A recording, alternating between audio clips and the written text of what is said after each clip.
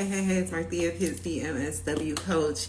And I want to know, have you ever tried to do the whole LinkedIn referral thing where you go on LinkedIn strategy where you go on LinkedIn and you contact a hiring manager or a recruiter for a position that you've seen posted on LinkedIn? And the reason I'm asking that question, and I'm pinning a comment, the reason I'm asking that question is because I recently learned that social workers use this method. However, they are not successful in landing macro jobs. And I want to talk about why that is. Actually, I have 5 reasons why the LinkedIn method does not work for you.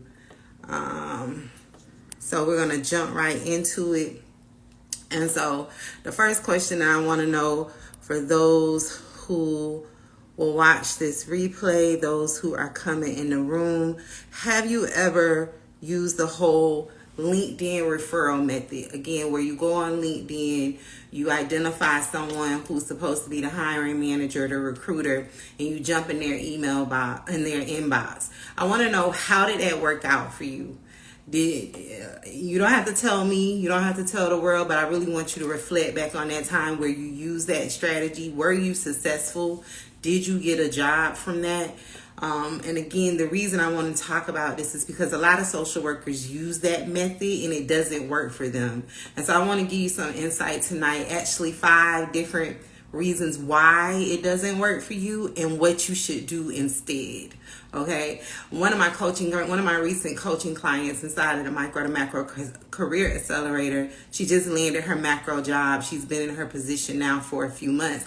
When she first started working with me, she told me that she had been using that method for over a year, where she would go on LinkedIn and she would jump into, I'm going to say the word jump into a hiring manager or recruiter's inbox, but she never was successful with getting an interview, most definitely not progressing to a job offer stage, right? And so it wasn't until she joined my program, she learned the fundamentals, was she able to successfully land a macro job.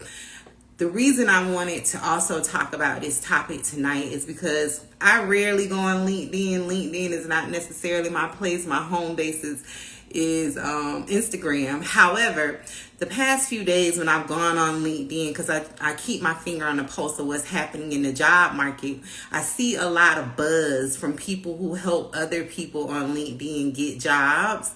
A lot of buzz around the fact that referrals, that method is dying. Right? So again, where you go find the hiring manager, recruiter, jump in their inbox. And a lot of people are attributing it to the fact that the method is overused, right? So it's a lot of people doing the thing from many different industries. I'm not talking about any other industry besides macro social work jobs. I don't know about STEM. I don't know about any other things and why people use that method. I'm just talking about my lane, right? And so what they're saying is that the method is no longer as fruitful as it has been in past years because everyone is using the method, right? And how now there has been a shift on LinkedIn to what they call cold applying. I just call it traditionally applying for jobs, but apparently they call it cold applying for jobs, where you see the job on the job board, you fill out your application, and you go through the traditional means of someone at the organization pulls your application, reviews it, possibly brings you in for an interview, right? So there's a shift, and I've seen this on a few people's pages on LinkedIn around the shift from referrals to cold applying and encouraging people to start using that method, especially with the influx of like the governmental workers and all of the things, right? Again, I don't know a whole lot about LinkedIn. That's not my home base. I'm not a LinkedIn person. However, that's what the streets are saying. So I wanted to come on and talk to you all, though, to give you 5 reasons why, if you're using the referral method, why it doesn't work and what you should do instead, especially in light of this new discovery where they're saying that the referral method is no longer working, right? And then also because I really want to encourage you all to diversify your job searching strategies and career development methods, right? You should never be over relying on one method over the other. My suggestion, my rule of thumb is, if you're going to do multiple different things, like if you're going to do one thing, you should be using a mix of things, right? You should try a little bit of this and try a little bit of that, unless you have a proven strategy, like what I teach my coaching clients. Like, they have a proven system that I created that worked for them. But if you're not working with me, you should be trying a little bit of different things, right? So the 5 reasons, and I wanted to just originally give 3, but then I kept coming up with the reasons why you should not be over relying on LinkedIn referrals. Okay, so the first reason is because LinkedIn present day is not for job searching and career development. LinkedIn present day primary use is for B2B sales, business to business sales, right? Companies use LinkedIn not necessarily to hire people. That's how it originally started off years ago. But fast forward today, LinkedIn is a major marketing tool. It's a heavy hitter platform that organizations, businesses, corporations go on to sell to other businesses, organizations, corporations, right? However, they post their jobs on there to expand their reach in the algorithm. This is something I taught my coaching clients about over a year ago, and that's why I don't teach my coaching clients to use the LinkedIn referral method, because LinkedIn is not there for the benefit of you, the job seeker. They are there to support business owners, corporations, to sell to other businesses and corporations. This is why you used to hear a lot about it, about companies posting ghost jobs, where they're like, the jobs aren't real, but they're posting these jobs. It's because the more activity an organization has on their profile page, the more what they post to make sales to other businesses gets out into the LinkedIn algorithm, right? So that's the first reason. LinkedIn present day, back in the day, it was created for career development, job searching, networking, but today that's not the primary reason. LinkedIn is a B2B sales platform, okay? So that's why I teach my coaching clients to use other job searching methods, other job boards. I don't even teach my people to go on LinkedIn, because that's not what it's for, okay? So the second reason why LinkedIn referral methods don't work for macro jobs, it doesn't work for you, is because you don't have the methods and strategies for posting. The people that you see who post on LinkedIn all of the time and they talk about all of the jobs that they get, they largely are not in the social work profession. They are largely like in tech, in some type of STEM related industry. They are in some type of corporate setting, right? And again, I'm not talking about corporate social work. They're in some other industry and setting. But aside from that, the way I see social workers using LinkedIn is not in alignment with the strategies and methods. There is a method to why the people are on there, right? They don't just jump into people's inbox or just make a random one-time post on their feed to say, I'm looking for a job. Those people are on there day and night, month after month, years after year, posting, adding value, commenting on people's posts. It's a strategy to that, right? And so I want to say that you're not using it right because you don't know the methods and strategies. What I always tell my coaching clients is that everyone on social media is on there for a reason. You just don't know. And a lot of people have a strategy. You think it's random. No, it's a strategy behind everything. So the second reason is because you don't have the methods and the strategies for posting, for jumping into people's inbox. What do you say? How do you get them to engage?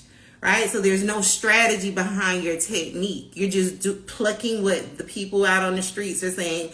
Go do LinkedIn referrals, right? And so I want to be clear that people invest large amounts of time and energy on that platform. And if you know that's not you, you're not doing it correctly. The third reason why LinkedIn referrals don't work for you is because people who have true hiring power and authority are not hanging out on LinkedIn.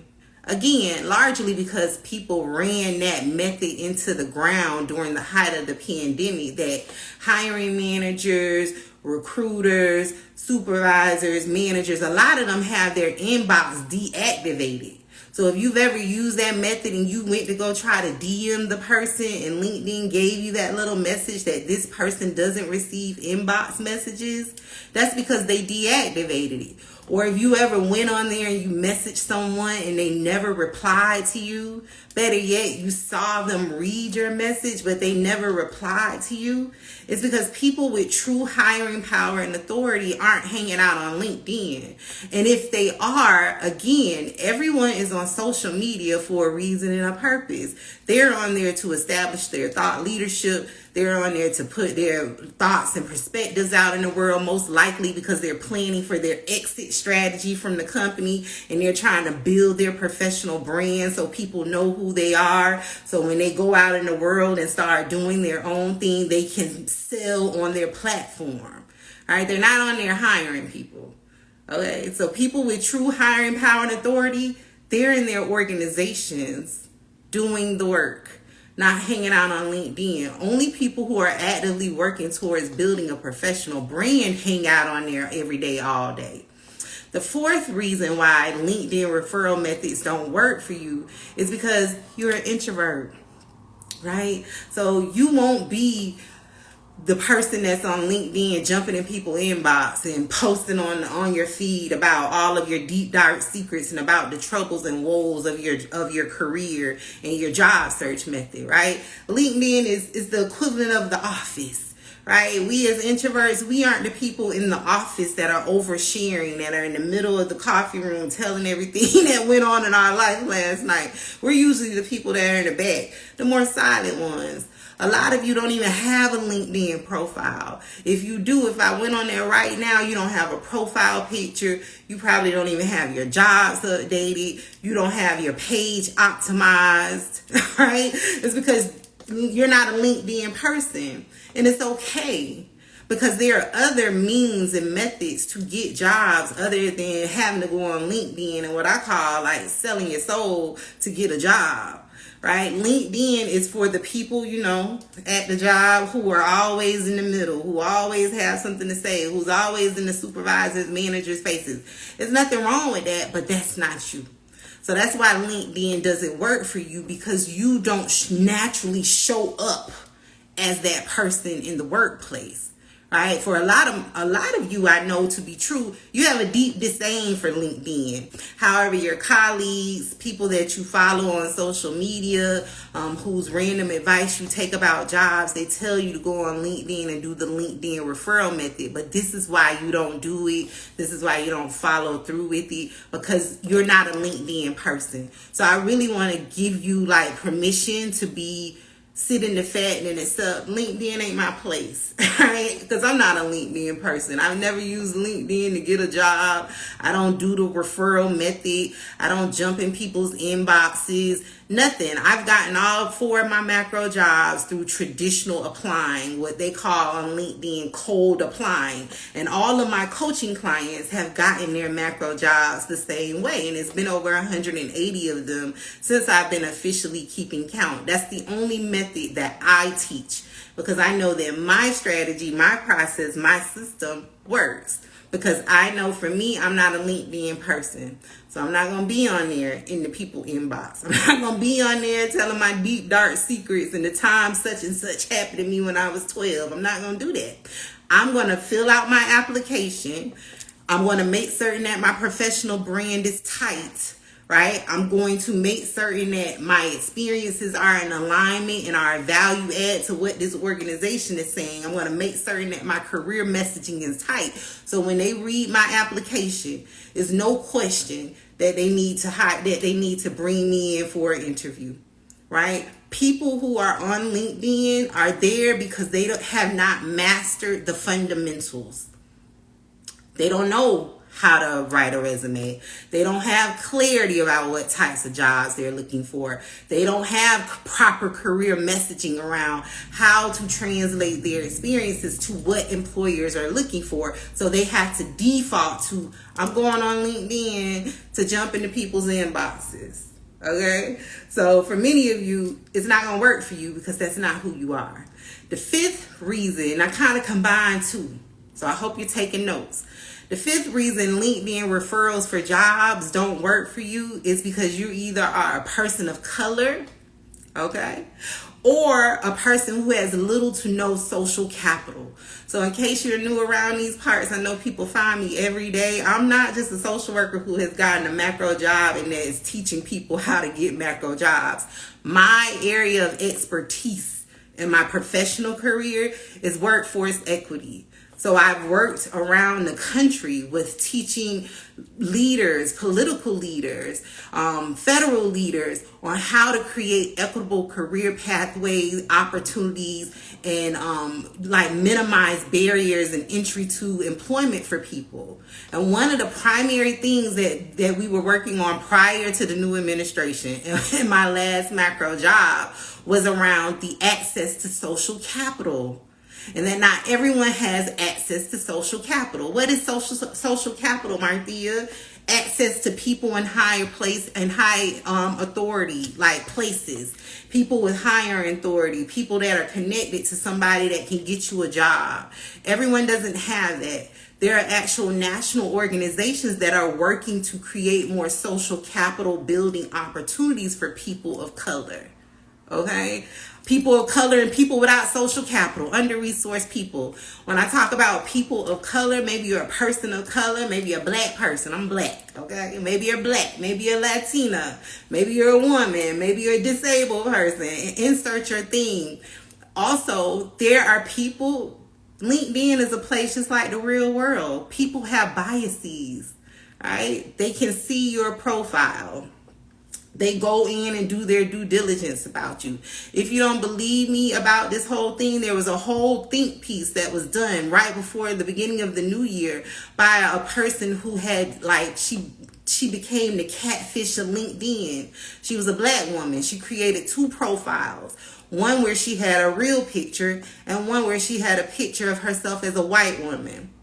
When she did the whole LinkedIn referral process where she was jumping in people's inboxes to get referred for these jobs, as the black woman, she didn't get referred to any jobs. As the white woman, she got referred to every job and progressed to the interview round before she disclosed that she was a catfish. She did a whole think piece. She shared it with LinkedIn around the bias and the discrimination that's built into their system.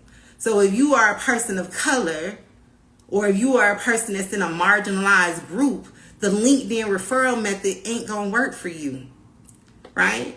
Unless you have social capital. But if you have both, if you ain't got both of them, say it like that. If you are a person of color and then you don't have social capital, right? You don't have somebody who's acting as a sponsor for you in these rooms to speak to your name, to open these opportunities for you, the LinkedIn referral method won't work for you, right? If you want to learn more about that, do a Google search. It was all over the internet, especially on TikTok and even on LinkedIn. And I shared it in my stories. You have to, if you don't have capital, and if you are a person of color, the LinkedIn referral method is not going to work for you. And I see an overwhelming number of social workers of color, social workers from marginalized groups, under-resourced populations and communities trying to over relying on the whole LinkedIn referral method. That's why I don't teach my coaching clients to network. All right. Yeah, I'm an introvert, but I do know I network in my personal life. Do I enjoy it? No. But in my own career, I did not have social capital. I didn't know anyone that I knew of at the time that had hiring power and authority. Plus, I lived in a very rural town. So I had to get good at applying for jobs, making certain that my brand was so strong that I was the unicorn wherever I went, that my professional brand preceded me before I ever entered a room. And that's what I teach my coaching clients. It's more than just your resume. It's more than just your degree. It's about the experience that you have amassed and how that aligns with what employers want. So you're probably like, okay, Marthea, what does work? I've been saying it the whole time, but I'm going to give you a breakdown, right? The people on, oh man, hold on, y'all. I'm back. But I'm probably going to have to not log off in a moment, but I got my little app set. I downloaded the app to limit my usage of apps time, and I got it set for my bedtime at 9 p.m. It's going to come up, and I'm going to have to log it off and come back. I don't know how to figure it out right now, but okay, so you're probably like, Marthea, what does work? Can somebody drop me a 1 and tell me if you still hear me? A 1 if you can hear me, a 2 if you can't. When this thing pop up, I'm gonna have to flip back over again to stop it. Give me a 1 if you can hear me, a 2 if you can't. So you're probably like, okay, Marthea, so what does work? Thank you, Rachel. What does work? What works is what they are calling on LinkedIn. Thank y'all so much. I'm trying to take too hard and forgot to turn the thing off. Okay, so what does work is cold applying. That's what they're referring to it on LinkedIn that I saw. I call it traditionally applying, where you see the job, you apply, you submit your application, you submit your resume. That's what's working. How do you get good at that? So this is the second thing. How do you get good at that? It's by mastering the career fundamentals. This is what I teach my coaching clients. Again, for the people who just walked in the room, I don't teach my people how to network. You will never hear me say, go network. If you see any of my coaching clients networking or on LinkedIn posting and doing the things, that's because they have mastered the fundamentals and they chose to implement that piece into their efforts. But I don't teach my people that. So career fundamentals are a few different things. Career fundamentals include clarity, getting clear on what it is that you want, what type of job you want.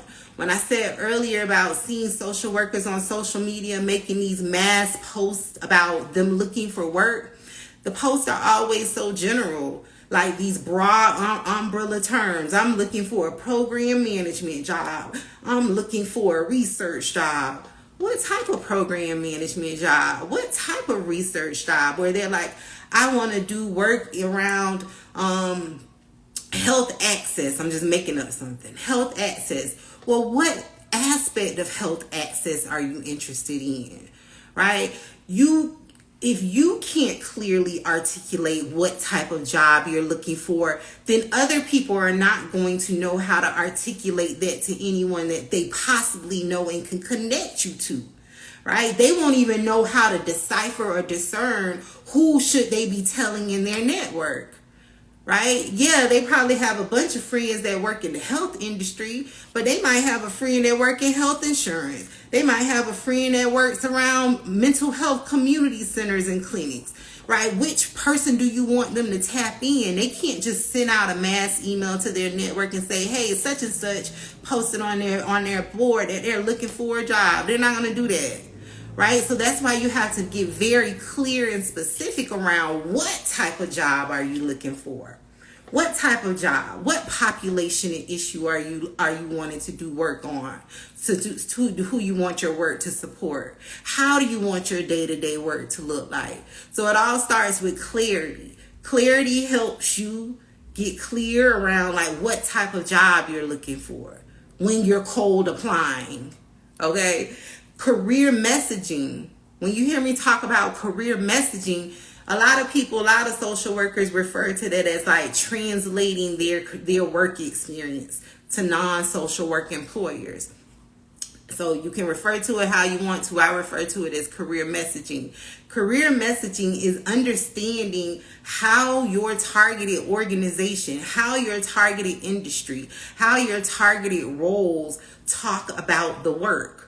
Right? How do they talk about it? You have to have that mastered. So you're then better able to look at all of your experience, right? One thing I know to be true, because the CSWE, the Commission of Social Work Education, did a whole research thing on it where they looked at the fact that and identified that social workers, MSW degree social workers, are largely comprised of what we call career changers in workforce development. That means that you all, this thing just did it. Hold on. Okay, I think I'm back. Drop a 1 for me if you still can hear me. My little app was telling me it's time for me to get off my phone. I have it set to 9 p.m. my time and forgot to deactivate the thing. Oh my goodness. So drop a 1 if you could still hear me. So career messaging, thank you, Rachel. So career messaging helps you understand how, out of all of the experience that you've had in your work life, be it before you became a social worker and even after you became a social worker, how to translate that to employers, right? So one of the primary things that I teach my coaching clients, thank you, Lisa, is how to effectively translate their experience, right? So if you've ever heard me talk before, I'm always like, you should not have on your macro social work resume manage the caseload, conducted biopsychosocial exams. Why? Because in a macro role, you are now becoming the creator. In your role as a case manager, you are in the role of the doer, practitioner, right? You know it as practitioner. I refer to it as the doer. On the macro level, you're creating the thing. You're creating the vision, right? So when you're creating a vision, you are not interested in conducting a biopsychosocial exam because that's done on the local level. On a national level, you're just creating a mandate that says people in the such and such region of the United States have to be connected with mental health services. They don't dictate how that's done. They don't say what it has to look like and the number of case management like meetings they need to have with their social worker. That's done on the local level. So that language that you use when you have things like that on your resume is very micro focused. So you have to master career messaging so you're able to connect with your targeted employer. So they understand what makes you, so they're able to discern from reading your resume what makes you qualified to do this job that they're advertising for. So you have to master career messaging. You have to understand their language. And sometimes that's the hardest thing for social workers, is to release that. I was working with one of my coaching clients the other day. She's in Cohort 17, and I was doing her one-on-one resume writing intensive where I was teaching her what experience she has on the micro level as a clinical social worker that makes her a unicorn for the type of macro job that she's decided that she wanted. And so I had taken her through the strategies. And I was getting her to explain to me what she had done in this one specific job as a clinical social worker. She has a very, very heavy clinical background. I work with a lot of clinical social workers who always wanted to do macro. However, they never knew how to break into that area of work. And so they had to default to clinical practice, right? And so I asked her to start telling me about this one aspect of her work. And she was talking, and I was just looking at her like a deer in headlights. And I was like, you talk like a DSM. And she just started laughing. And I'm like, you're going to have to unlearn that, right? And I started to reinforce the strategies and the techniques that I had been teaching her and everyone else in the cohort for the past month and some change. And I was like, you're going to have to release that. You're going to have to really take your time and slow down and dissect based on the research that I've taught you to do on your targeted industry. What are the words they're using to talk about this element of your past work? But you can't go in there rattling off all of these diagnoses and all of these things because these people are not in the weeds on that. The micro employer is, not the macro employer. So I said all that to say career messaging is very important. Career messaging just doesn't help you in writing your resume. It helps you with finding the jobs that you want. It helps you with mastering macro interviews. And even more than that, it helps you to progressively advance in your career. Right? This is how my coaching clients, the ones who came through the earlier cohorts, I'm now on cohort 18. I've been doing this for 5 years. The ones who came through the earlier cohorts, they're now on their second, third, fourth, fifth macro job because I taught them when I worked with them inside of the Accelerator how to stay abreast on top of like the language that their targeted organizations and industries are using so they can be a subject matter expert. Okay? Another part of career fundamentals is job searching and applying. Okay. So when I say that like that, a lot of social workers who don't work with me, who like are out on the social work streets, the method is like when you find a job, you just scroll down to the bottom and you look for social worker. Does it say MSW degree? Does it say BSW degree? If that is your method for finding jobs, you're going to have to master proper job searching and applying techniques, right? Because it's more than that. Why? Because macro jobs are largely held by other professionals, other degree professionals. It's very, when I say rare, I mean rare. It's like less than 1% of the time you will find a macro organization that has another social worker on staff. Usually when they have a social worker on staff is because it was a social worker there years before and their socks were wild about the fact, oh, this is a social worker. We didn't even know they did that work. But very rare will you ever see a job. And the reason I'm saying that, very rare will you see a macro job that has social worker, MSW degree in there, right? So you have to get really, really good at knowing how to find these jobs and knowing how to determine if you're qualified to apply for the job, right? And again, that doesn't start with scrolling down to the requirements section. It requires you to really understand and be able to just dissect the job description, which is why I spend 30 days teaching my coaching clients how to properly read a macro job description. So when they come across these jobs that they really, really like and want to do, they still will proceed with applying for them because they know how to read them. They know how to understand what the employer is looking for, even though it doesn't have social work, social worker, social work degree in it anywhere, right?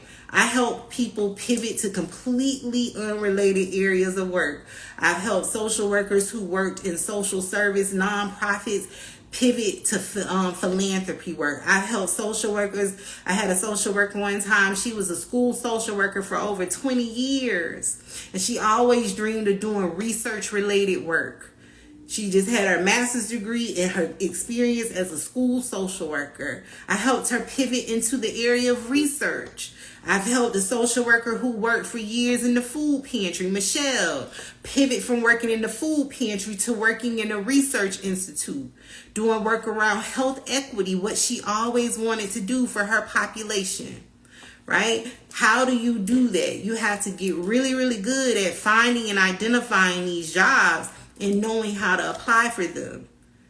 And see, we've quickly moved away from just jumping in someone's inbox. There's a lot of onus that's on you for strategies and techniques that you have to master. And I call them the career fundamentals. Lisa, do you work with BSW as well, or just those with the MSW? Lisa, I do work with BSWs because if you have a work history like in social service, again, a lot of people are career changers. So most likely you probably worked in social services in a nonprofit and a government agency for years before deciding to become a social worker. I just need you to have at least 2 years of related work experience. Yes, and I work with non-social workers who have a social service background but are interested in large-scale change-making work. Great question. Another part of career fundamentals is knowing how to effectively career plan. Okay, so these are all things that you don't get from just jumping in somebody's inbox doing a LinkedIn referral method. You got to know how to effectively plan out your career to avoid having to even be on LinkedIn in 2 years. Because when you get one job, what I teach my people, when you get one macro job, you should be planning out the steps, the moves you're going to be taking to get to your next one. You don't wait until your back is up against the wall. You don't wait until the things get bad and the people start getting on your nerves. No, you should have a plan of action in place that says, okay, every 2 years, I'm going to be moving until I get to where I want to be in my career.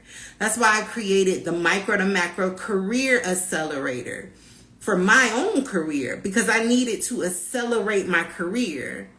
I was behind the 8 ball. That's a whole nother story, but I was behind the 8 ball. I wasn't a traditional student. I was a non-traditional student.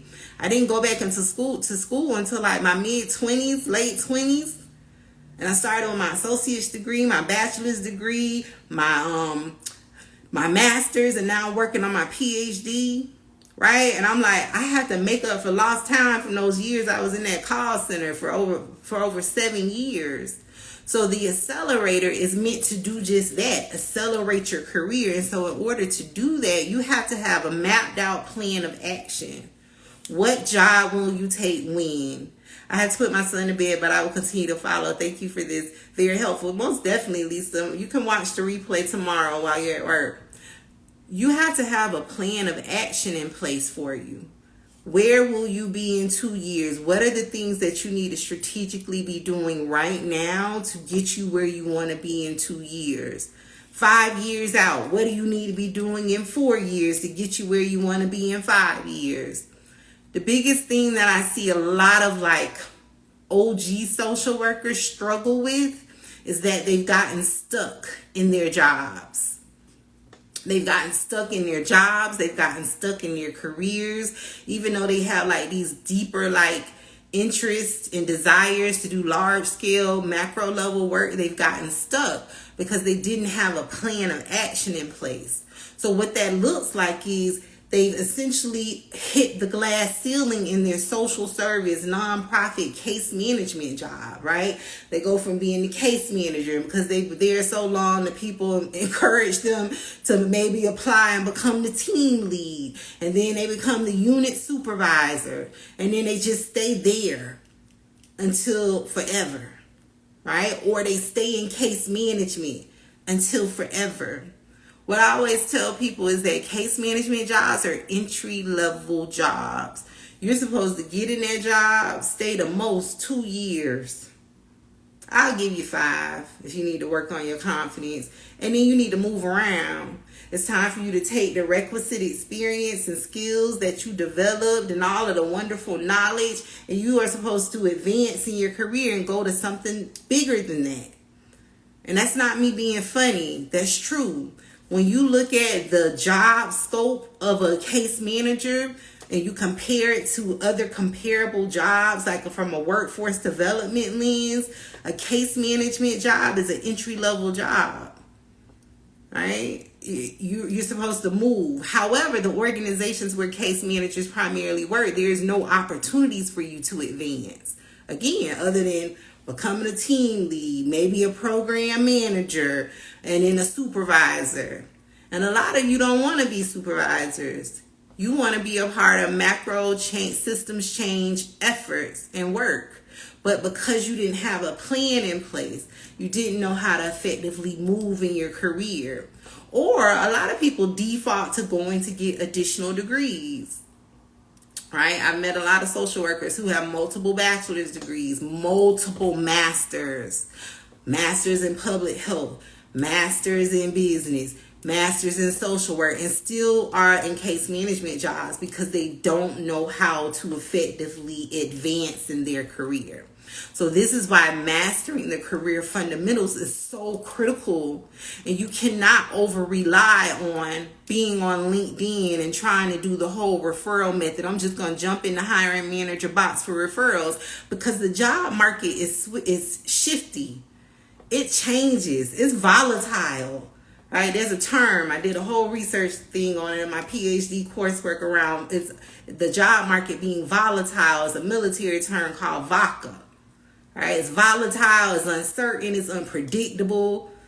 You can't determine what's going to happen. We see that present day, if you never noticed it before, with the whole things that's going on in DC. Right? One day they're letting the people go. The next day they're bringing them back.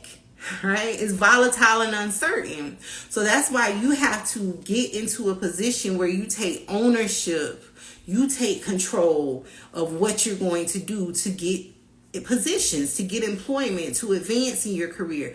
You should not be waiting on someone else to give you the, okay, I'll give you the pat on the head, I'll give you the job.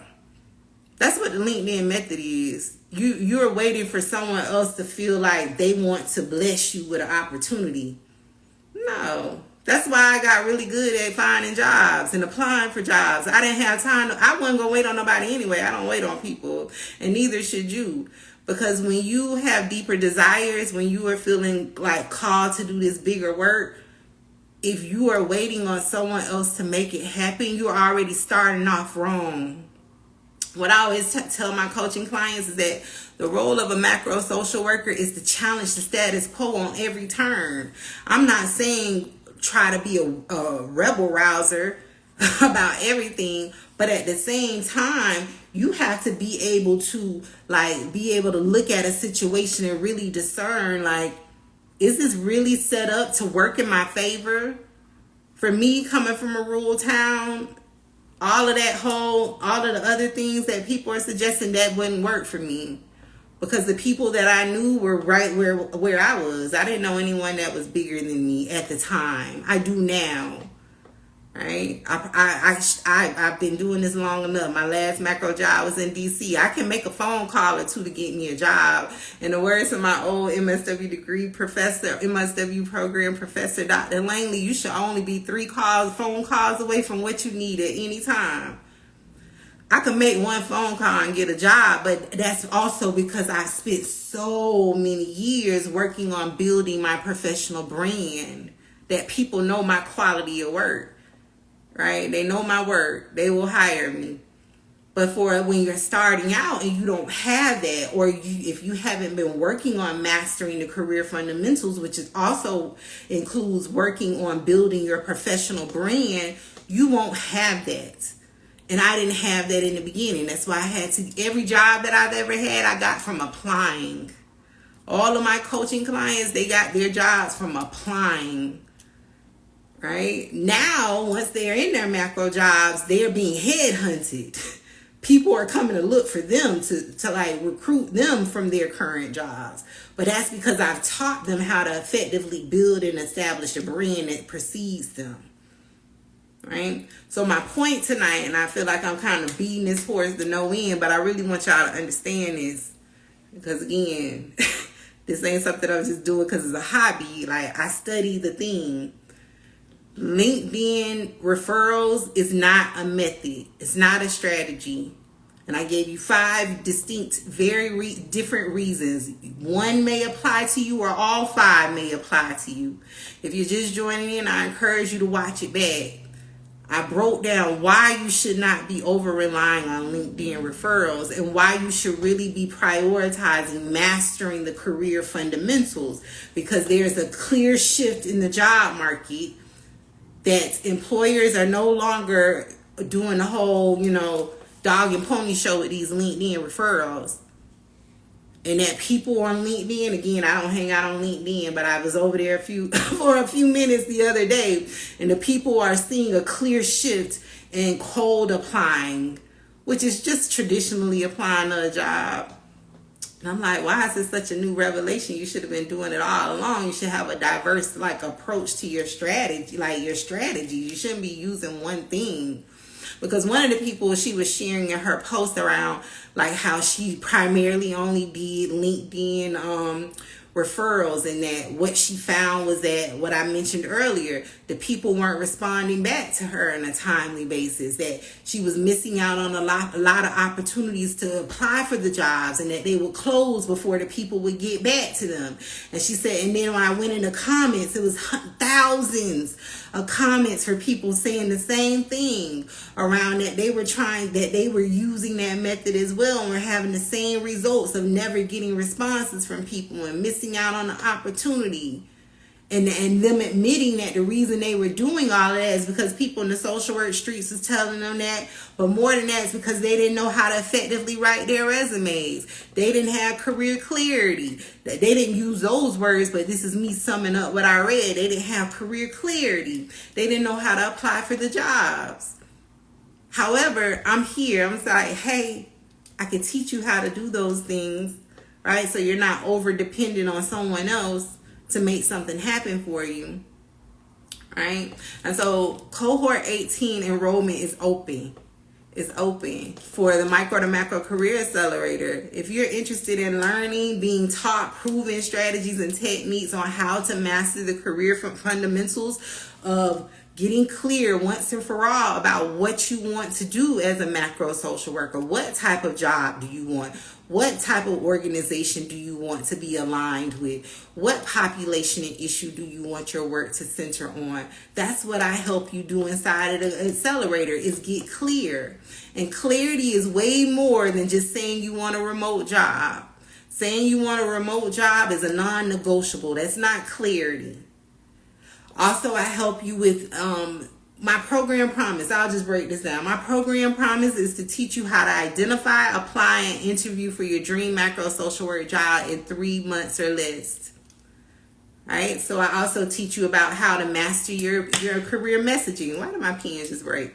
How to master your career messaging. How to effectively look at your past work experience to determine what history do you have, what qualifications do you already have as a case manager that makes you qualified for the macro job, and then how to effectively write that on your resume. Con says I need to study for the test. Con, I don't teach people how to get clinical jobs. I don't know nothing about clinical. I teach people how to get macro social work jobs, and you don't need a license for that. I can probably refer you to my favorite Florida social worker to see if she can help you. She's clinical, but I'm not. I don't have a license. Okay, so also I teach you how to effectively search for macro jobs, how to apply for them, and then more in addition to that, how to effectively career plan. And then even more than that, right? I give you everything that you need and more. Because a lot of people think they just need a resume, but you need more than that. But I also teach you how to stay abreast of your industry, your issue, your population, right? Being a subject matter expert doesn't require you to go get another job, to volunteer, to get another degree. You just need a process, a system to build the knowledge. I call it my knowledge acquisition framework. I teach you how to build the knowledge to be the subject matter expert about your thing. So again, this is how I take school social workers who've been there for 20 years and help and teach them how to get jobs as researchers without having a doctoral degree. It's because I taught her how to build the subject matter expertise that she needed to brand herself as such and to get that job and to compete against people with doctoral degrees for the position. Right? And so I do all of that inside of my accelerator. And if I didn't mention, I also teach you how to career plan so you don't get stuck, so you can continually progress. Because it's my goal to get you all as proximate to power as possible. And in order to do that, we have to have a plan of action. Where will you be in 2 years? Where will you be in 4 years? What do you need to be working on in year 2 to get the job that you're going to get in year 4? Until you say, this is where I want to be, this is the position that is ideal for me, I'm going to just stay here. So Cohort 18 enrollment is open. It closes on Saturday. If you're interested in learning about if I can work with you, if I can help you, I encourage you to click the third link in my bio and schedule a free 15-minute get to know you chat. I don't sell you anything on that call. I just tell you about the program. I tell you about my program design. I talk to you about the price and the multiple payment plan options that I have and the financing options. And then I talk to you about next steps, about if you would be a good fit, if I'm able to work with you. Those are the 3 things that I cover. I'm not saying give me your credit card and sign up now. So I encourage you to schedule a get to know you chat. That's the best way for me to assess what is your experience, What are your current needs and barriers to getting macro jobs? And I will be honest with you and tell you if I can help you, if I can't, if you're a good fit or if you're not. I will tell you that. You will know before the end of that call. But then I'll also break down to you the program design, what the timeline looks like in my program. The first 30 to 45 days, you spend time just getting clear. We're just going through the clarity process. We're not looking at jobs. We're not talking about resumes. You're going through my clarity framework to get clear once and for all what population you want to work with. What issue do you want your work to support? How do you want your day-to-day work to look? And this is more than just saying you want a remote job. There are a lot of social workers who are like, I like writing. It's just an example. Or let me use this one. There's a lot of social workers that are creative by nature. However, you're in positions where you sit in cubicles all day and you're checking boxes and pushing paper. And you can't figure out like why you hate your job. You think that it's largely because you're being overworked. Yes, it's that. But it's also because you're in a misaligned position.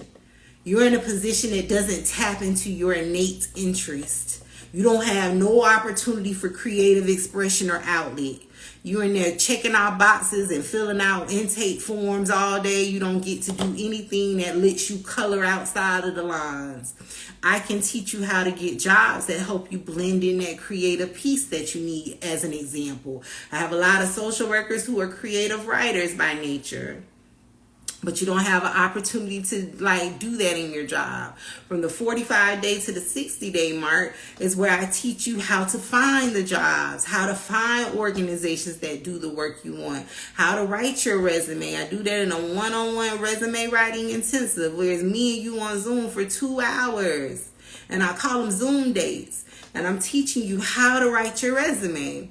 I always tell people I'm not a resume writer, and I low-key get offended when people don't do it anymore. But when I first jumped on the scene, because my messaging wasn't strong enough, people will jump in my inbox and ask me if I'm a resume writer. I'm not a resume writer. I got a life of my own. I don't sit around and write people a resume. I teach you how to write your resume. I teach my people how to fish.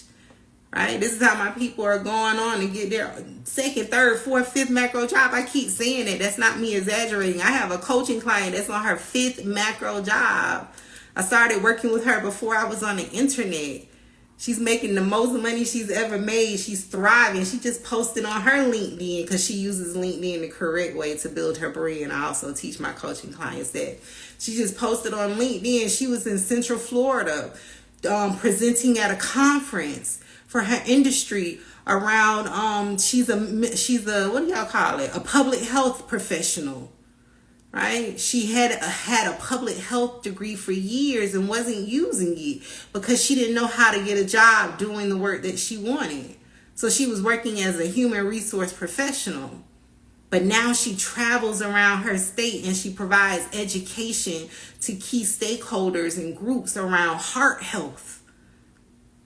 She was just on LinkedIn, smiling and cheesing, big as day. Because I know that's her thing. That's what she loves to do. Right? So I share that to say that come talk to me. I can tell you if I can help you or not. But if you're trying to figure out, can she work with me? You're not going to be able to do that because you don't have enough career information. And again, my people, the things that I teach them, they progress. They move forward. All right, so the link is in my bio. I have appointments available tomorrow. I got time all day. Get on my calendar. Registration for Cohort 18 is open until Saturday. Tonight, my early enrollment bonus ends at 11:59 p.m. where I'm giving people a free 60-minute strategy session. In addition to you being inside of the Accelerator, but the strategy session we'll do within the first week of you being in my program. And I'll help you strategize about whatever it is that you want to go over. And I've had coaching clients get macro jobs within the first 2 weeks of working with me as a result of a 60-minute strategy session. So I'm not being cocky when I say it, I don't miss. It's nothing that I cannot help you with if I say I can help you. Right? And I'm not in the business of just taking people money. I won't tell you I can't help you. I can help you if I know I can't. But also, I need to say this. Another major thing that you have to master is your confidence. I've been having a lot of conversations with my coaching clients recently about that. They've been really talking about their deeper fears, because inside of our community, we move past like the professional facade. We take off our masks. That's why I get on the internet and just talk real regular to y'all. I guess I say y'all, I mispronounce words, because I want to break down like that professional face that you put on at work to really understand what's holding you back in your career. And so my coaching clients are very comfortable with me, and they've been very honest and transparent around like how, because I also give voice to how fear shows up in your career. Right? So they are very comfortable, and they talk to me about how they've recognized since having these conversations with them around like how fear shows up in their career, how it showed up in the past, how it's showing up currently now that they're learning these strategies and techniques to find macro jobs. For a lot of you, someone right now on this live or who's watching this replay, I won't even go to my bio and schedule a free get to know you chat because they're like, I don't meet the qualifications. I'm not the perfect professional. I need more of this. I need to go get another degree. I need to finish my school program first. It's not the right time. My kids got soccer. My partner needs me. I want you to know that's your fear. Your fear make you make excuses, right? If you sit on this live or watch this replay, that means you have a deeper desire to do the thing. But when you go look at my link and schedule a get to know you chat, and you stop because you start thinking of 500,000 reasons why now is not the right time, that's your fear. I was talking to my coaching clients on Sunday around how fear shows up once they're inside of the program. It shows up when people go sit out in the weeds and they spend 45 days, 60 days going through the clarity process.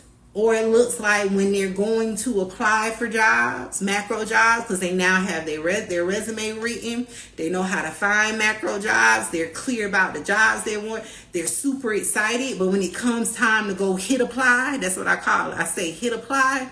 They don't hit apply. They save the jobs. They unintentionally miss the deadline to apply, right? Or they spend a lot of time doing informational interviews or things that I don't teach inside of my program. I don't teach people about informational interviews. I never heard of the thing until like 3 months ago. My thing is, why do you need to go ask somebody about the job if you know how to effectively read a job post, right? Informational interviews are for people who don't know how to read a job post. That's for like the people that do the LinkedIn referral thing. They're doing that because they don't have the career fundamentals. But if my people are like, well, I want to talk to such and such about such and such job that I found, I'm like, excuse me, tap, tap, tap. That's your fear showing up. I suggest you go get that in check. Okay, right? That's my role as a coach, to put voice to what's really happening. Okay, so it shows up that way. It shows up. I had a coaching client the other week. She joined Cohort 16. Within 2 weeks, I helped her secure a macro interview for this job that she had been trying to get for over a year before working with me. She got the interview. I taught her how to write her resume. I taught her how, like, what she's done in the past, what makes her qualify. I spent hours with her on the thing. She got an interview. They called her back immediately. Before, they had never called her. She got the interview. I prepared her for the interview. She aced it. The people invited her back to the second interview. Next thing I know, she on my calendar for office hours, talking about 101 reasons why she don't want the job, why she feels like she wouldn't be able to do it, and it's gonna be too much, and this and this. I said, didn't you say you wanted the job? You said you wanted this job, and now we're here, and now you want to back out? I said, that's your fear. I said, for over a year, you've been applying for this job and other comparable jobs, and now that the opportunity is here, you want to say you don't want to do it? That's your fear. You could be the most educated, highly credentialed person. You got fear, and it's going to show up. And so that's why I talk to my people about, you better address it. You gonna let your fear stop you from making the money you want, having the autonomy and the freedom and creating the change you want in the world? Right? So I talked to them on Sunday about how my fear used to show up back in my case management days. But my career vision was too big to let my fear stop me. So that's when I made my first 4-figure investment in coaching. I hired me a coach. I said, because ain't no way in the world, like, this thing that I got going on in here won't let me sit still. I've never been able to be content. Like, you notice I'm going to always work on something. I have a career plan, right? I'm like, this little thing that's tugging at me won't let me sit here and sit still. So I'm like, I'm going to have to figure out something. So I started doing a lot of research on how you get rid of fear, because I'm a researcher by nature. Started doing a lot of research on how you get rid of fear, and I could never figure it out. But what I did learn was someone who I admire, another macro social worker whose leadership I worked under at the time. I overheard her one day in conference. She was talking to me, but she wasn't really talking to me. We were figuring out the schedule for this. This is my second macro job. We were figuring out the schedule for the rollout of our larger statewide project. And she was like, well, I can't meet that day. I need to meet with my coach. Say what? You got a coach? And I remember running back to my desk. And here are my career. I love to show my career, my journal.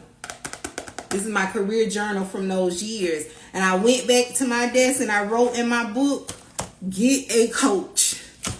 That's the secret. That's how you're able to be at the Florida State Capitol, like advocating for law changes. Actually got laws passed in the child welfare space. Say less. I'm giving me a coach. And I took I think it was my second stimulus payment check, and I got me a coach. My first 4-figure investment.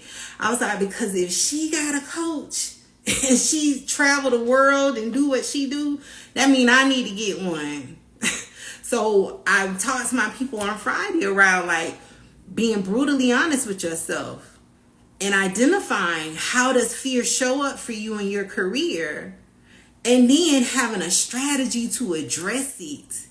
But to think that you're going to hope, pray, and wish it away. Because I did all of that. And the fear was still there.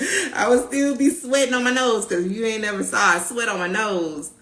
Not because I'm nervous. Because I'm like, okay, the people watching me. The eyes on me. Like, the sweat still here. It ain't went away. So I'm like, I'm going to have to find something else. This ain't working. So I hired me a coach. And she taught me strategies and techniques on how to start showing up bigger right in my current job. And how to show up because I knew my plan. This was in 2019. My plan was I'm going to start a consulting business. Like what I'm doing right now, I planned this back in 2012, 2011, 2010. And I'm like, okay, I'm getting closer. I'm almost to the year where I need to launch this thing. I need to address this fear. Right? So she taught me strategies and techniques. This is how I'm able to get on the internet every single day in some way, shape, or form and talk to you all. But if your strategy is hoping, wishing the fear will go away, it won't. Right? Or if you think that something is innately wrong with you, and my battery just went out on my Mac. If you think something is innately wrong with you, as to why you have fear, I want to give voice to the fact that it's not. The thing is that the people who you admire, who like jobs and careers, are you like, oh, their goals, they just know how to persist in spite of the fear. They've learned strategies and techniques. They know how to recognize how it shows up, when it shows up for them, and what they're going to do to like work around the fear. I'm currently reading a book where like action hates fear. Right? The biggest thing, the biggest no-no when you are like facing your fear is to take too long. Right? So whatever it is that you're like struggling with about doing, just do it. My light went out, y'all. Just do it. Don't sit too long and think about it. That's when the fear and the nerves and all of the things really take over. So I went on a whole tangent, but that's also something that I work with my coaching clients on. I do coaching with them around that, right? We have large conversations about it. Also, what I've learned over the last 5 years is that the more information you have, the less the fear will paralyze you. So this is why I teach my coaching clients the why behind everything. I'm teaching them how to think about the things that I'm teaching them, right? How to think strategically about their careers. Because the more information you have for the people that follow my work, the less you are paralyzed by fear. A lot of the reasons why the fear is there is because you don't have enough information, right? So this is why there's like a gravitation, like a pull to do these informational interviews. However, if you just learn how to effectively read a job description, you'll know you'll know everything you need to know about the day-to-day of a position. If you know what questions to ask during an interview, of course, the people are only going to tell you what they want you to know. But if you know how to ask questions during an interview, you will be able to glean what you want to know. If you know how to properly do your due diligence on an organization before you go in an interview, you will know what you need to know. And you don't have to sit and wait for someone to give you their time to do an informational interview. And the reason I keep talking about those informational interviews and the LinkedIn referrals and all of that is because I've met social workers who don't work with me who've been stuck doing those things for 2, 3, 4 years and it's not yielding them anything. That's why I'm driving it home. If you've been doing it longer than I would say 3 to 6 months, it's time to abandon it. We need to learn something else. It's not fruitful for you. Either you're not doing it right, or you are falling victim to some of the things that I shared earlier. But this is why you have to diversify your job search and career development strategies. And a lot of what you need to know is you need to sit down at a specific time and place and learn and master them. It's not you knowing someone. Right? Especially if you have a lot more like ain't gots behind your name. I'll just say it like that. You ain't got social capital. You live in a rural town. You don't have such and such and such and such. All right. So the link is in the bio to schedule a free get to know you chat. Schedule a free chat. Let's talk. Cohort 18 registration for the Micro to Macro Career Accelerator closes on Saturday. Happy macro career planning. Bye.